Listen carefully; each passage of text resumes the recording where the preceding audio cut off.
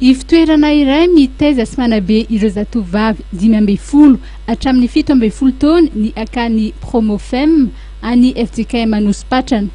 Ny taona 2004 no najoro ny akany ka nanoana tamin'ny fananganana izany ny fikambanana mpanao asa soa Rotary Club Antananarivo Anosy.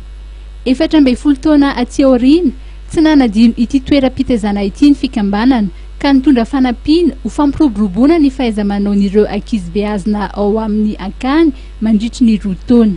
Asa ataondreo dia fanomezana ny asa efa nataon'ny Rotary Club Antananarivo Anosy teto hatramin'ny taona 2004 izay nanamboarany amin'ny trano tamin'ny rihana ambany tamin'ny 2004 nampiakarana ny trano misy rihana ambony ary fanohanana amin'ilay atao hoe centre de promotion de femme amin'ilay manao fampianarana ny ankizy amin'ny resaka fandrahoan-tsakafo, fanjairana, fanaovana rary, broderie, fanaovam-bolo, fampianarana ny ankizy eo amin'ny 10 taona ka hatramin'ny 17 taona.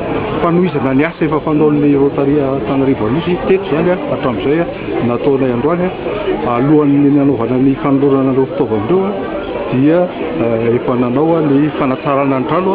Trano moa zany efa naharitra 17 taona dia mila fikojakojana dia natao ny fandokoana ny aty ivelany, fandokoana ny ao anatiny sy fandalorana izay simba, fanavozana n'ilay tohatra ary fanaovana ny assainissement ny ivelany zany amin'ny omban'ny fiarovana amin'ny ranonorana mba tsy aliba ny trano.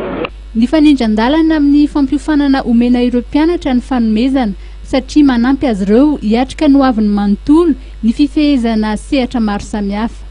Natrehan'ny gouvernoran'ny distrika 9220 Andriamatoa Jean-Marie Fumery ny lanonam-panolorana ka nandritra izany no nilazany ity farany fa anao izay tratry ny herin'ny rehetra ny fikambanana Rotary Club Antananarivo Anosy ho fanatsarana ny sehatry ny sosialy toy izao. Fa efa taona vidividy zao i Madagasikara no ndroso tamin'ny ezaka fitsinjaram-pahefana sy fanavaozana ny sehatry ny rano fisotro madio sy ny fidiovana ary ny fanadiovana ihany koa. Ny fahafolon'ny volana teo dia nisy ny atrikasan'ny tontosain'ireo mpiantsehatra samihafa mivondrona ao anatin'ny tambazotra rano.